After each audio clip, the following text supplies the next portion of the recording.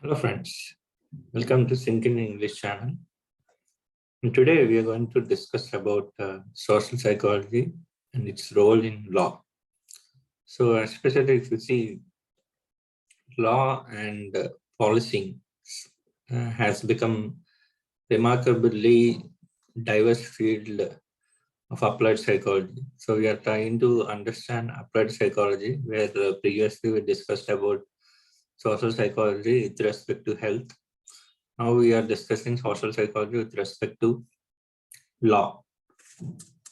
So studying the legal system actually helps the psychologist to see how behavior occurs in a complex, personally relevant, and emotional components contexts. So there is a much studies or major areas covering almost all psychology, especially law is concerned. So there is a concept called eyewitness testimony, where eyewitnesses' identifications are usually they are inaccurate. Why is that? Today we'll try to understand. So there are three basic processes of getting eyewitness testimony. One is acquisition, storage, and retrieval of memory. So this is eyewitness testimony we will see. But there are two groups of factors influence the eyewitness identification. So in the law, eyewitness plays a major role. And eyewitness identification has certain flaws or some factors. Two groups actually influence the eyewitnesses. One is estimator variables and other one is system variables.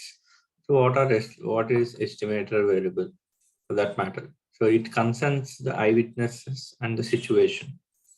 Coming to system variables, they are under direct control of criminal justice or legal system.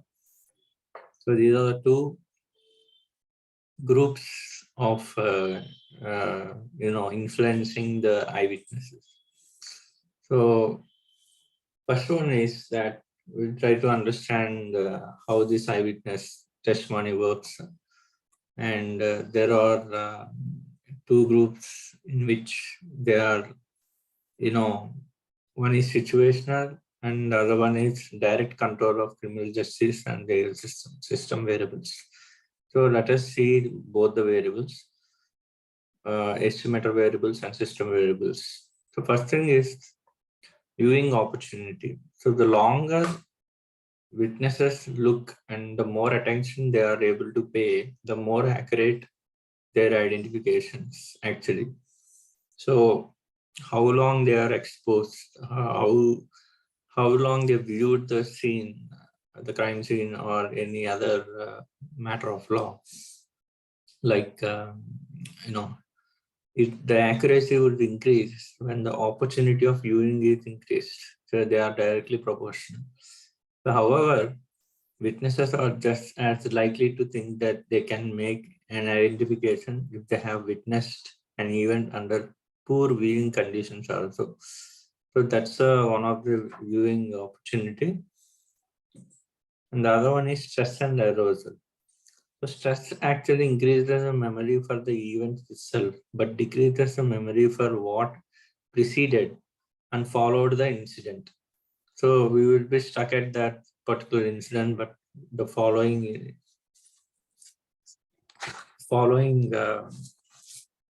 incidences maybe we may not be able to follow or remember. So this is called stress and arousal because stress increases the memory for the event itself, but actually decreases memory for what actually preceded or followed. And the next one is own race bias. So for example, if someone witnessed the own race, so people are more accurate in identifying their members of their own race. And even own race bias decreased with experience with other groups as well. So when we are interacting with other groups, so there is a diversity.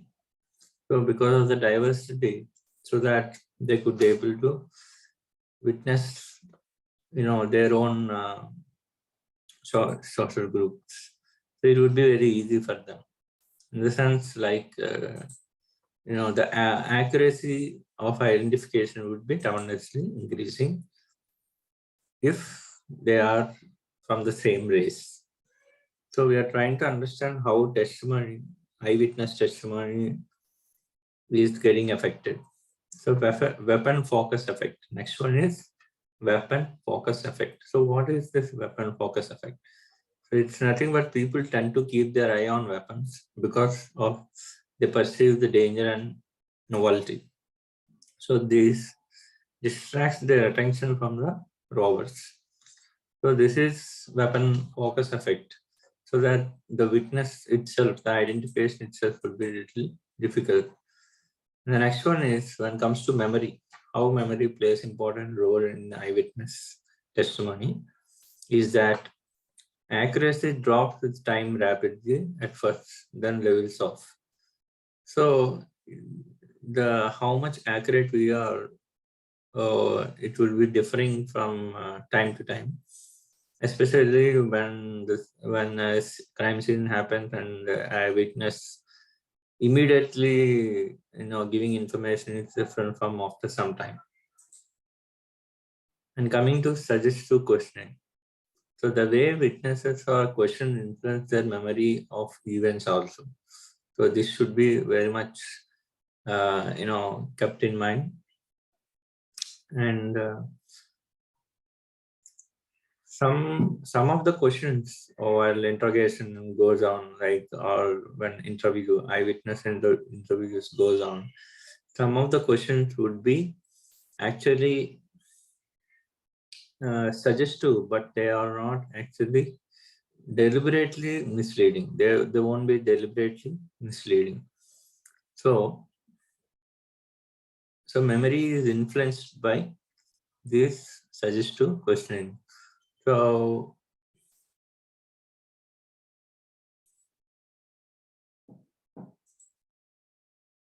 coming to hypothesis of how post-event information affects memory. So we will try to see certain hypotheses. So first one is overwriting, forgetting, and then source monitoring. So people actually retain memories of both the events and any post-event information, but cannot identify the source of the memories. So they can't really identify what is the source of memories, but they are able to handle the two memories. One is the incident itself and then post-event incidents. So evidence supports the latter. So once the evidence is there, so there, the memory which the eyewitness has would be supporting as well. So what are the other biases? One bias is that lineup bias. Lineup bias are nothing but the way lines lined up or conducted can have a tremendous effect on accuracy of eyewitness identifications. Show-ups. So what is this? So asks witness to indicate whether or not a single witness is preparator. So when we are asking show-ups, whether the particular witness itself is a preparator, so that would be even influencing the eyewitness testimony.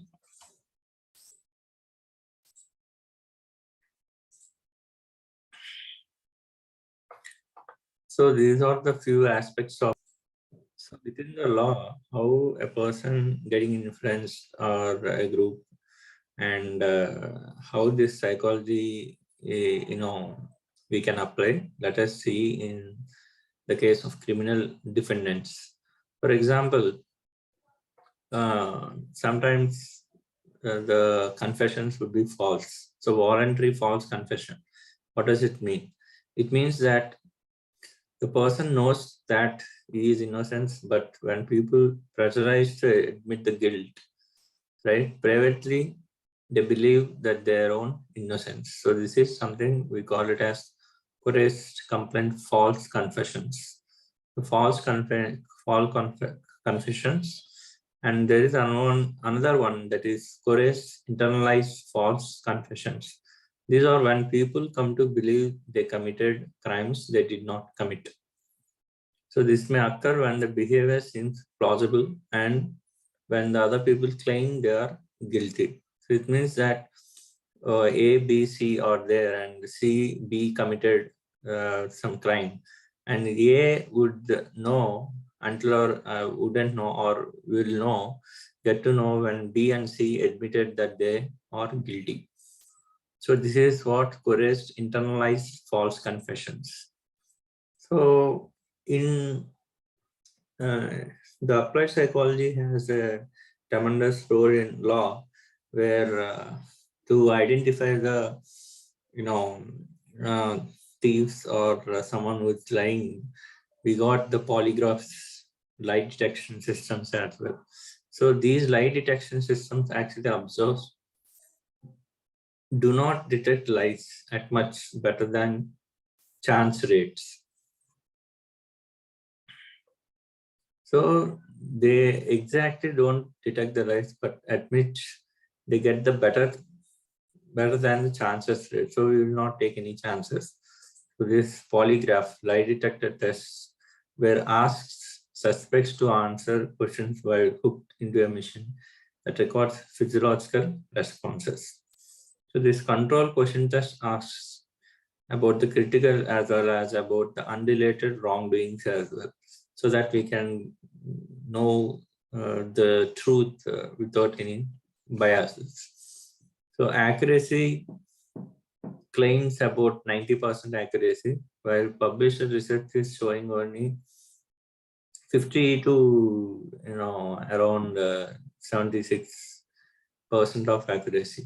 So not better than the chance. So 50%, not much better than the chance. So 50%. So we are not taking chance, but the chance is about 50%.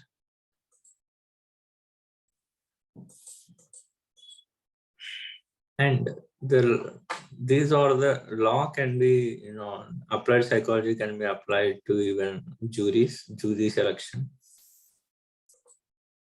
And demographic factors are not always predictive of verdicts.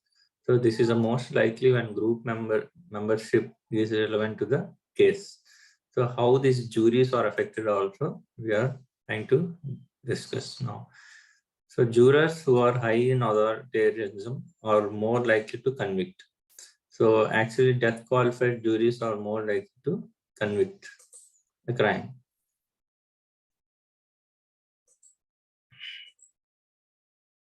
So jurors actually use the evidence presented in trials to create stories about the events in the question. So multiple competing stories can be created. So the story that is best fits the evidence determines the verdict chosen. So this is how juries also, run by the applied psychology.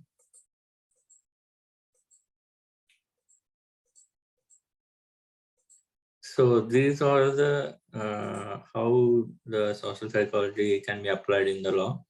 And we have got expert testimonies, like psychologists are increasingly asked to give expert testimony in the court cases. So the therapy session notes we will have and the other evaluation or assessment tests will be conducted by the psychologist, and even the expert opinion or expert testimony is also taken into consideration, and that is increasing tremendously in the court cases. So judges must consider the scientific reliability of the evidence, but may lack the necessary background to rule effectively. So this is about the expert testimony. But expert testimonies actually draws the links between the research and a particular case has large influence on jurors than research that just present the research findings. So the linking up, the research with a particular case would actually increase the jurors to get the verdict in a more truthful form than the research finding itself. So these are the applications of social psychology in the case of law. So we will try to see one more video. The last video I'm concerned to the applied social psychology. So with this, we completed the entire unit of social psychology. One more video will be there. With that, we will be winding up the unit 8, that is social psychology. So we are at the end. So I hope these videos are helpful for you, and please do comment in the comment section that which are the topics you are looking forward to hear from my side. We'll definitely do videos on that particular topics in psychology. Thank you.